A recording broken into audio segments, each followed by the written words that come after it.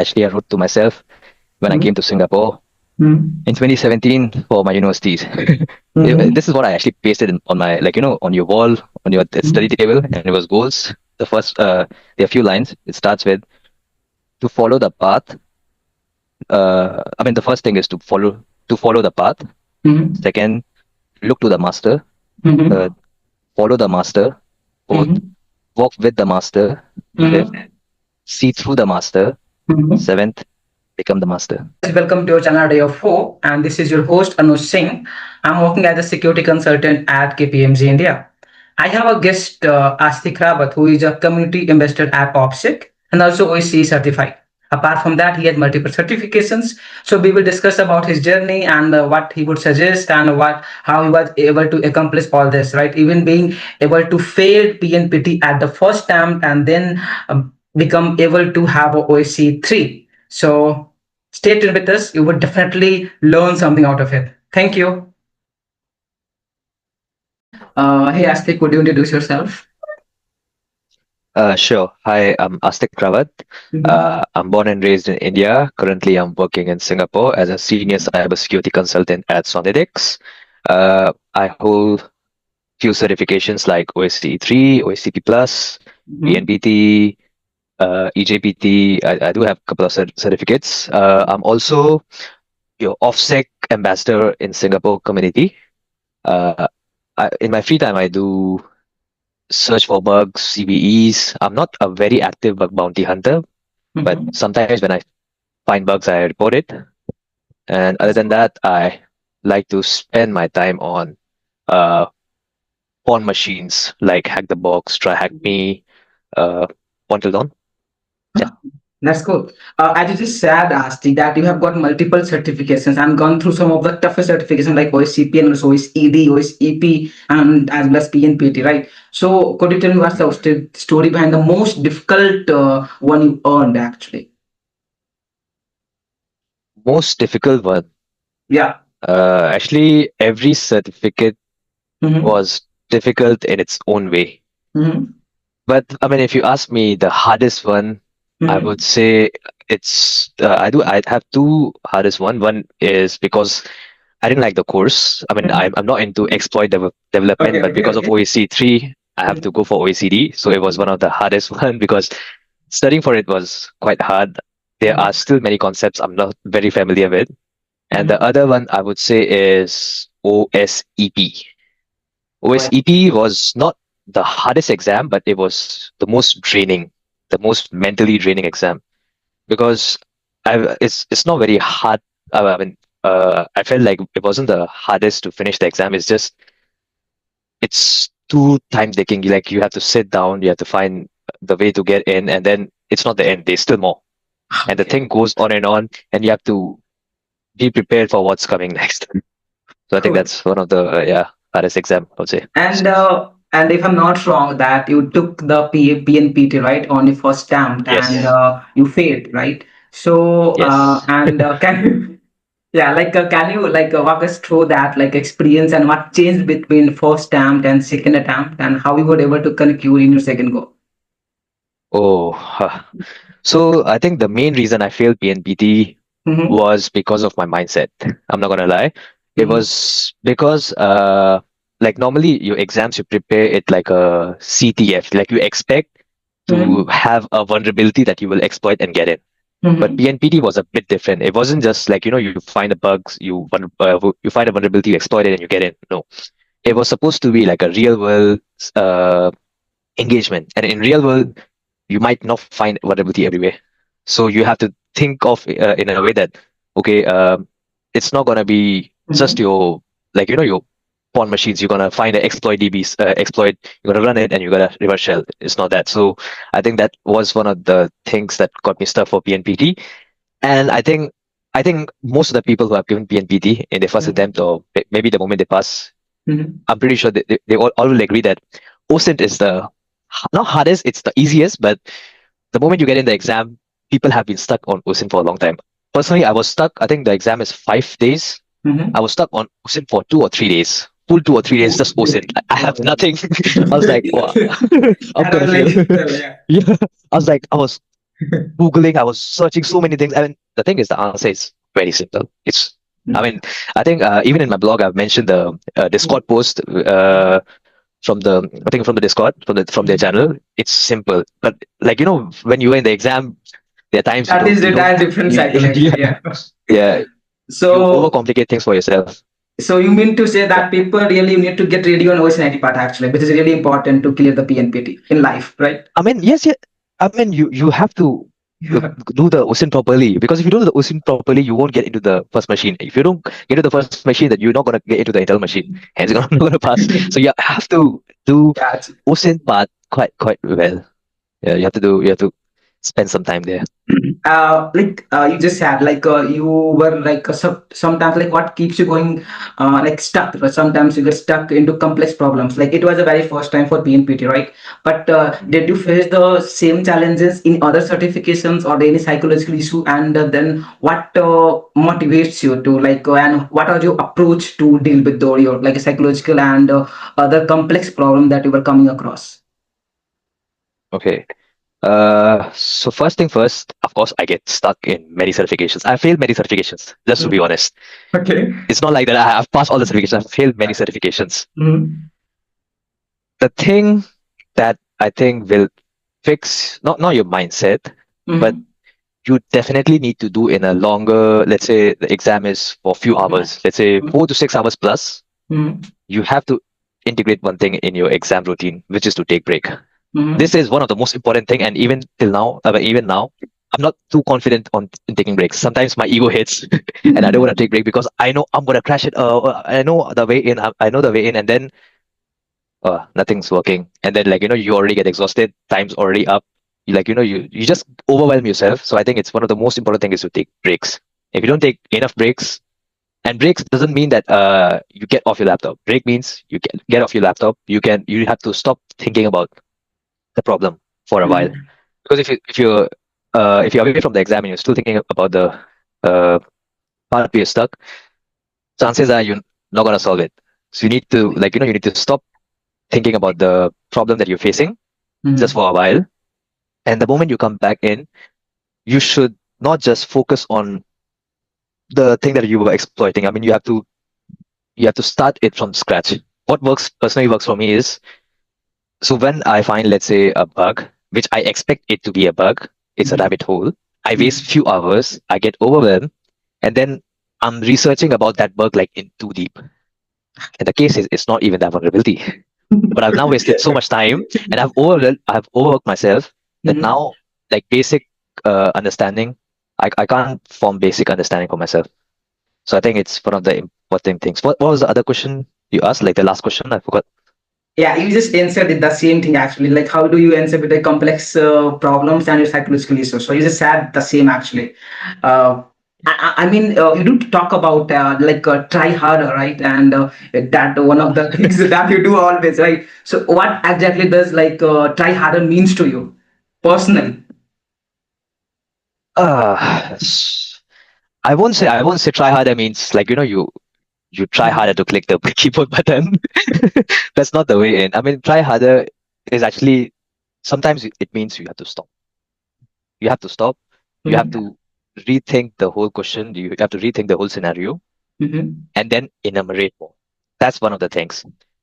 That's why I think one of the things I always tell my friends who are going for OCP or anyone I meet, I always tell them my personal strategy is in Mm-hmm. OCP was, and even till now, even I think in any exam is one thing, Mm-hmm. which is whenever there's a network, I'm scanning a network IP and I Mm-hmm. see a web application open, web application Mm-hmm. port open, let's say port 80 or 443. Mm-hmm. If it's a normal network-based certification or exam, not a web application, Mm-hmm. then I will focus on network part first, like the network ports, any ports like FTP, SSH, or any other port, SMTP, SMB, any other ports. Because Mm-hmm. one problem with HTTP is the moment you get in, Mm-hmm. you might see so many functions that now you're looped in the HTTP. Okay. You have wasted so many hours in HTTP, and then you Yes. realize it was FTP or it was SMB.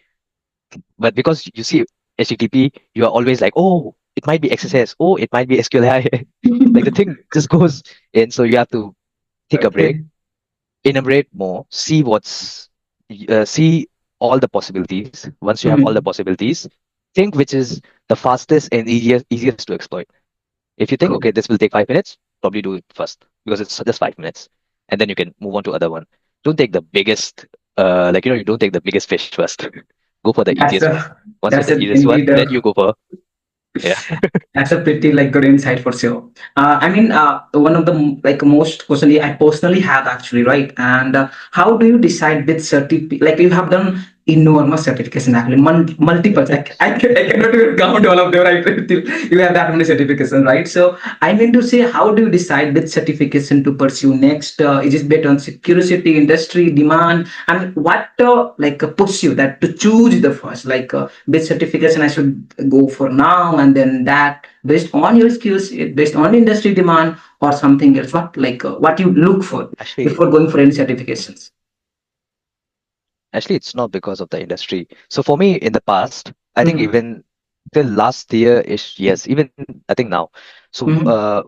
whichever certification I've chosen is when I'm studying for something. So I Mm-hmm. started with my network, then there was the Mm-hmm. OSCP. When I moved on to web application, that was the Mm-hmm. time when I jumped into your BSCP, your BubSuite, and your OSWE. And then when Mm-hmm. I went into the mobile application, I went for the mobile application certification because Mm-hmm. like once I'm a bit confident that okay, I understand how the pen testing for this particular sub like domain works, then I will jump into another domain. And then once I'm learning that, I will Mm-hmm. try to look for like what are the good certifications in the industry for this particular domain. And then I will see. Okay, always check the two things. One is what does it teach me, and Mm-hmm. second, what's its value? Like what's its face value at the end of the day. Mm-hmm. I mean, there have been certifications I've done where there's no face value, but the learning is like amazing. And there have been certifications where there's just face value, there's no learning, but like, you need the face value. So, and even for sometimes for the clients, you need some certifications. So Yes. you have to get, yeah, you have to just get it. Cool. So, of course, as you have done, then you would be the right person to talk about it. Someone who doesn't have any of the till now red teaming kind of certification, right, and who wants to just from transit from AppSec to red teaming, right? So, what advice would you give someone choosing between starting with OSCP or CPTS or CRTP or PNPT? I mean, what would be your first take? I think first thing, right? I mean, what I've realized so far with red teaming is Mm-hmm. the best way to learn red teaming Mm-hmm. is create your own labs. You Mm-hmm. technically don't need any certification. Most of the things are already available online. When I say online, you can Mm-hmm. just you think about a certification name, Mm-hmm. search it on GitHub, you'll Mm-hmm. find enormous like notes of it. Roadmap, yes. You'll see all the commands you ever need Mhm. to know for that particular certification, Mhm. and like you will understand. I mean, you still have to understand how it works, so you have to probably run those commands. So that's why I say you need to have your own labs, because once you have your Mhm. own environment where you can try all Mhm. these commands, from there Mhm. you can try to see if for example, this bypass still works or Mhm. does not. Even if it does not, is there anything you can modify to make it Mhm. work in real world like now? I think that's what you can look into. When you talk about certifications, I think like red teaming, right? I'll be very Mhm. honest. I think you need to understand pen testing before going to red teaming.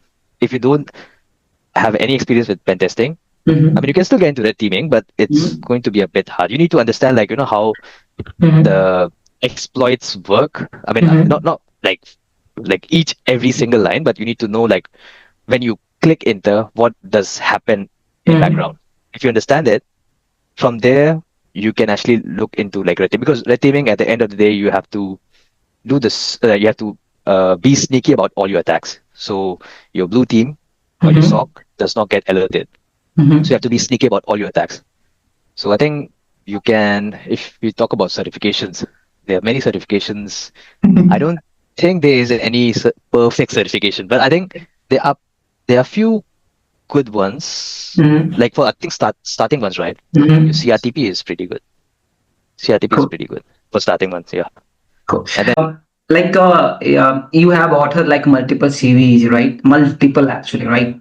So, what's the process like from discovering a bug or from public disclosure or while you were working on a project, right? And what sort of CVEs you have discovered till now? And like how you motivate yourself or like what are your approach? It is like while you are testing an application and randomly you find like a CVEs or like you had some sort of like your approach that you uses to find a CVEs. Hmm. For CVEs, right? Mm-hmm. Currently, I try to hunt few CVs in a year. So, Mm-hmm. like, I have the CVE 2024, 2025, something like Okay. that. I try to take out some time for it because Mm-hmm. quite time taking and time exhausting. So you have to put in your time. Most of my CVEs actually are from self-discovery. There Mm-hmm. is only one which I found on my client actually. Most Mm-hmm. of them are on my own system. I actually have another monitor behind me. I think you've seen it, right? Yeah. So I use it just to hunt CVs. How I do is I actually look for open source Mm-hmm. applications, open source web servers, or Mm-hmm. anything which has good reputation, and then I will actually download it locally on my system. From there, I'll just start my. I don't do full on source code review, but I Okay. mean, I just do like a proper web application, like a bit of a Mm-hmm. white box as well, because I have all the code. So from Okay. there, if I find something, then I will report it on. I think it Mm-hmm. was my what the website. Let me check my CVE. What?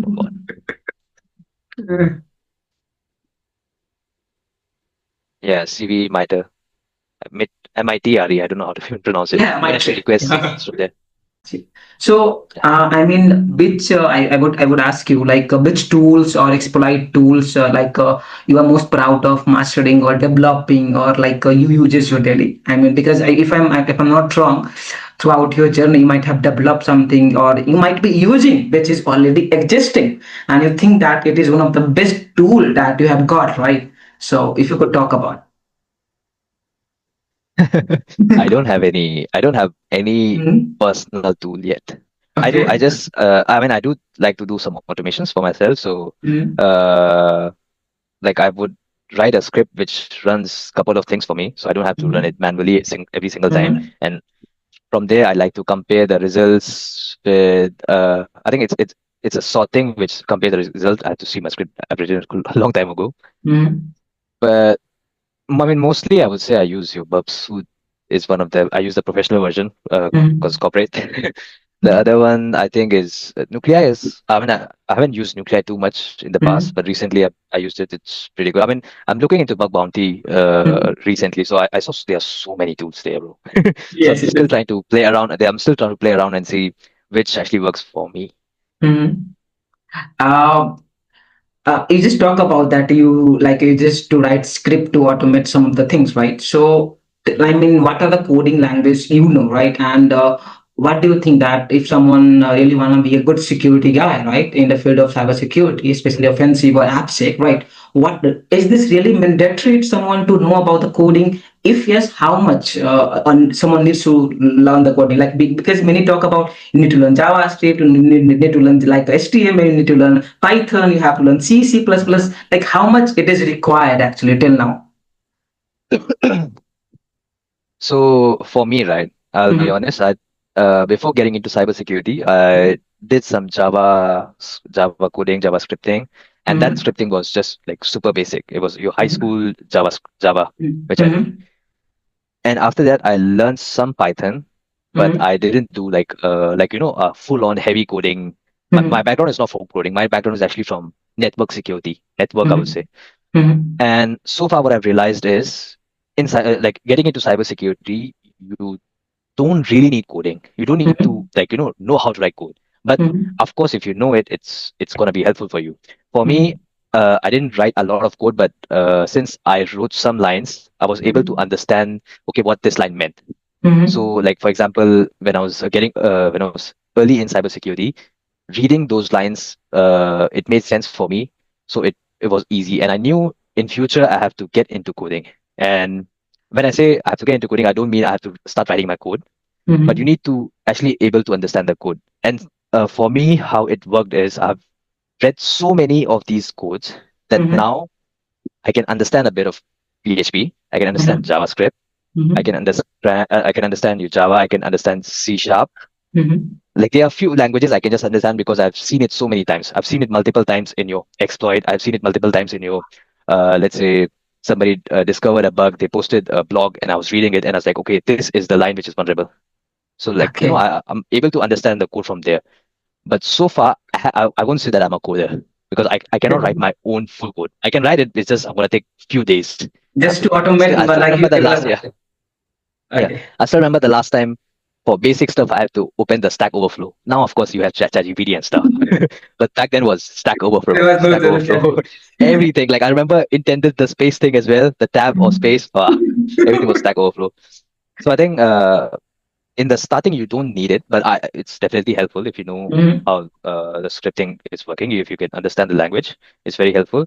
But eventually, if you actually want to become a specialist in particular domain, I think coding is gonna be needed because, like they're gonna be some time where you're gonna look into reverse engineering. You're gonna look into Mm-hmm. SAP language, Mm-hmm. and if you have some knowledge on coding, it's gonna be actually quite helpful. Achhi. Means like it is really important to understand the code actually. That's the first and very like essential step that one really needs to know, right?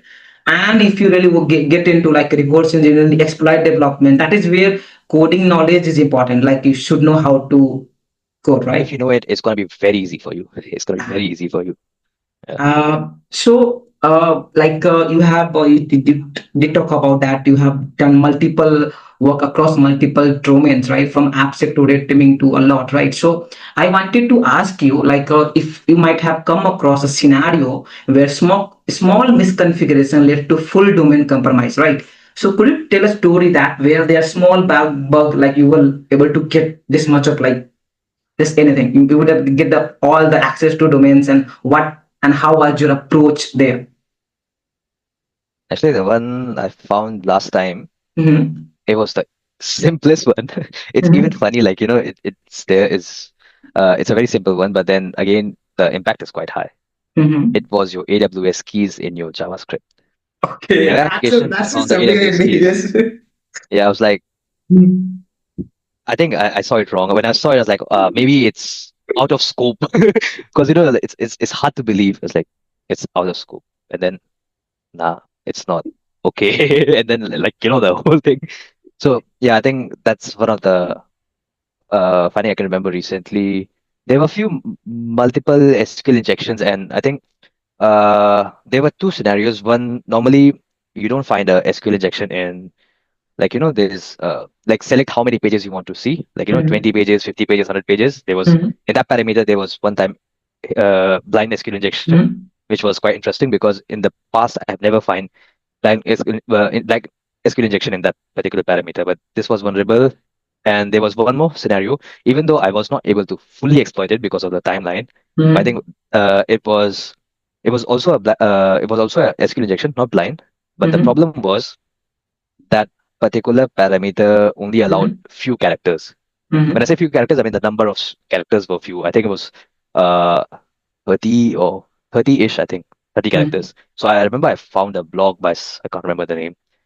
He showed us a case where you can actually link the tables. If I'm not wrong, it was tables. Yeah, you can enter the tables and increase the size of your payload, which was quite interesting. It's just I was not able to fully exploit it, so it was quite painful for Gotcha. me.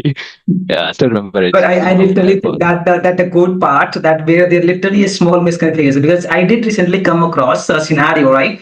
So it was like it was unexpected. Like there was a AWS bucket name which was disclosed in the JavaScript file, and I was able to access as an anonymous, like without even having any sort of credentials. And can you imagine? It was not like just a random. It was having a hell lot of data. I mean, I could have deleted the entire thing. I could have even escalated that issue, right? But yeah, due to some limitations, we just stick to that limit only, right? So I Yeah, mean, that's what. yeah, I agree that part. That this some misconfiguration can lead to like blast actually. I mean, Sorry, bro. Yeah, go ahead. I mean, like you have built strong personal branding as well. Like you write mediums, you like a lot of post on LinkedIn, and also gives your shoot outs to other creators too, right? I mean, what's your strategy for someone in building credibility or building connections in the field of cybersecurity? Actually, I don't have any, bro. But normally, how I did, right? I remember it was right after, I mean, right in between of COVID.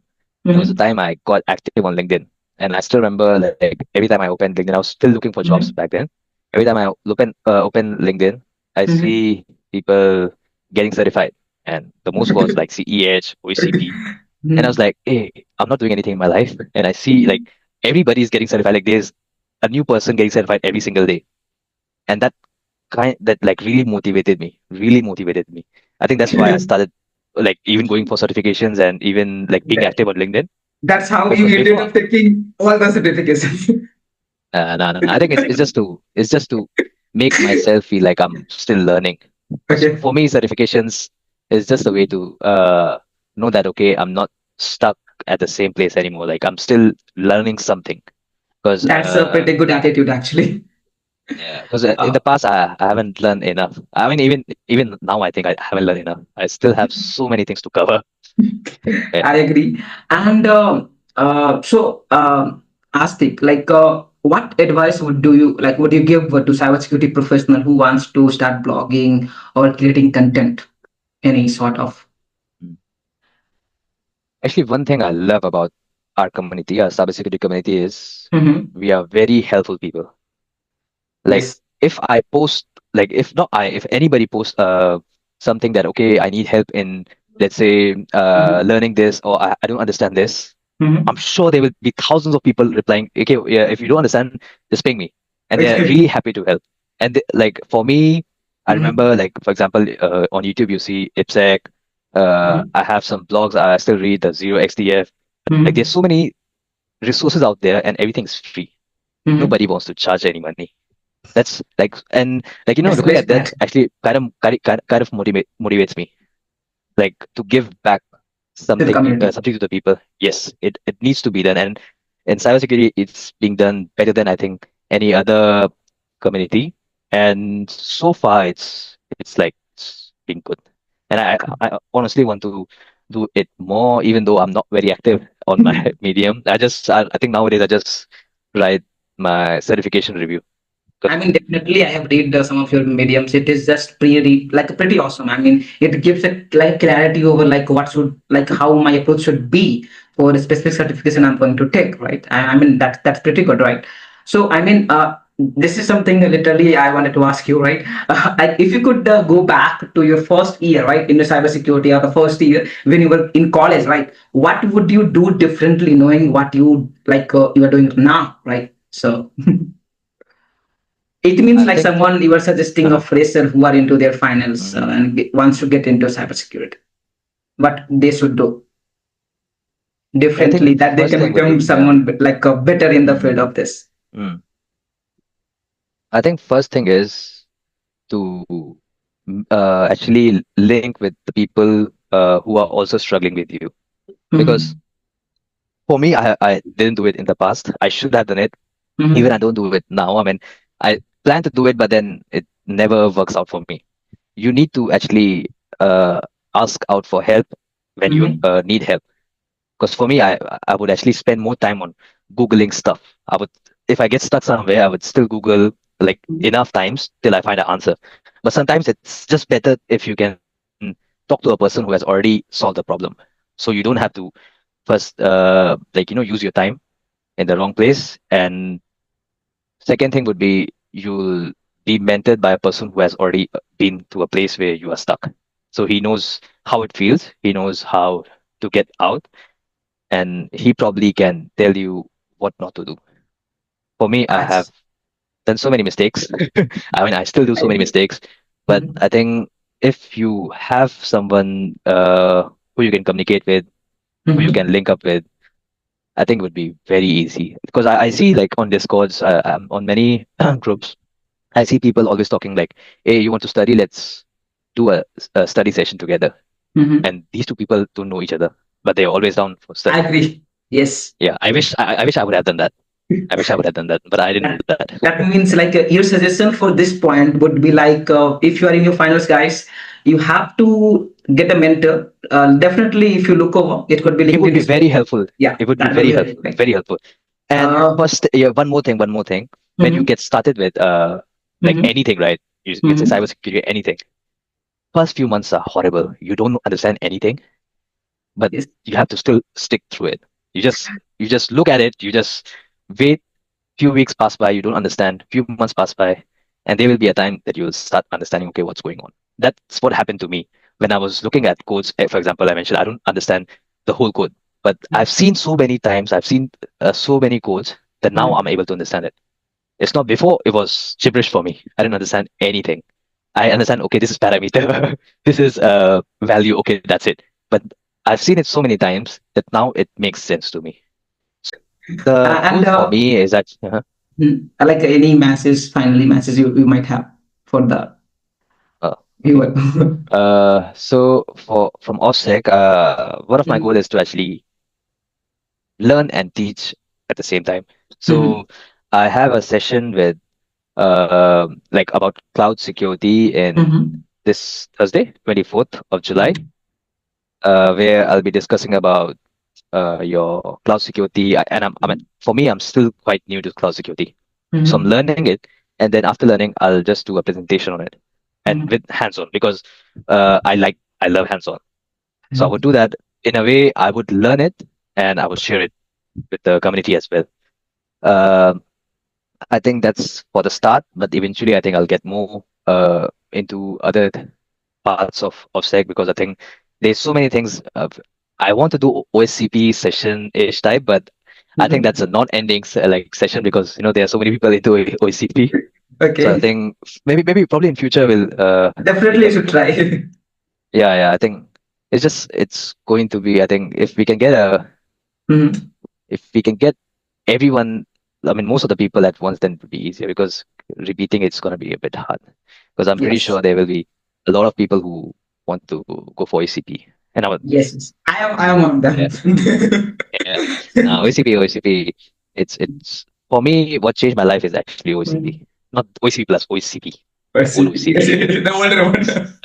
Yes, Uh, the buffer overflow one. That's what we need. Yes, yes. that I mean, was what changed my life. I would literally thank you, Atik, for being on the call and. It's my pleasure, bro. Thank you for I inviting mean, me. Okay. So this is what actually I wrote to myself when I mhm. came to Singapore Mhm. in 2017 for my universities. Mhm. This is what I actually pasted on my, like, on your wall, on your study Mhm. table, and it was goals. The first, there are a few lines. It starts with to follow the path. I mean, the first thing is to follow the path. Mhm. Second, look to the master. Third, Mhm. follow the master. Fourth, Mhm. walk with the master. Fifth, Mhm. see through the master. Mhm. Seventh, become the master. I would again say thank you so much, Astik. It was really a good conversation with you. I wish the community might get some sort of help from this for sure. And again, thank you so much. Thank you so much.